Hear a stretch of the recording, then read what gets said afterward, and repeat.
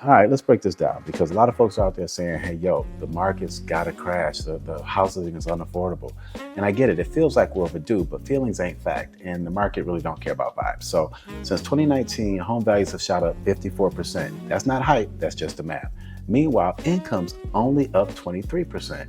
And back to 2000, income's grown 40%, but home values have spiked to 197%. That's a damn canyon between what we earn and what we need to buy a roof over our heads. Now, let me break this down a little bit further. If you made $50,000 in 2019, you could afford 28% of the homes. Now, 9%. $100,000 used to get you access to half the market. Now it barely touches 1 in 5 homes. Look, this just ain't expensive. It's suffocating. And it's why people keep asking us, like, shouldn't the values drop? But here's where the logic breaks. Just because something should happen doesn't mean it will. You want to crash, you need 2 things to happen. 1, you need a flood of inventory, and 2, you need people in financial trouble who gotta sell. And we've got neither. Back in '07, we had almost 4 million homes on the market. Today, we're sitting at 1.3 million, and that's not even half.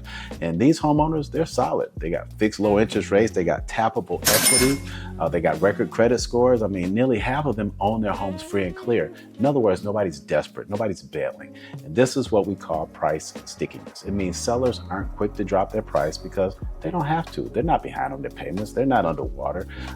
They're just sitting tight. Now, interest rates, that's a whole nother thing. Now, during COVID, we had rates drop to 3.25% and the prices exploded. Y'all remember that. In 2022, rates went over to 7% and it dipped a little, but it wasn't a crash. It was more like a market catching its breath. So look, if you're waiting on a repeat of 2008, that script ain't playing out again. That mess was built on bad loans, too much supply, and people losing their shirts. Today, the foundation is just built different. It's stronger.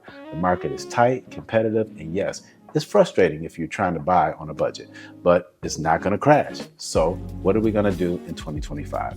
We're going to have modest drops, maybe 1 to 2% in some markets, a flat year in others, but no free fall. So stop waiting for the bottom and start planning for the best move that you can make today.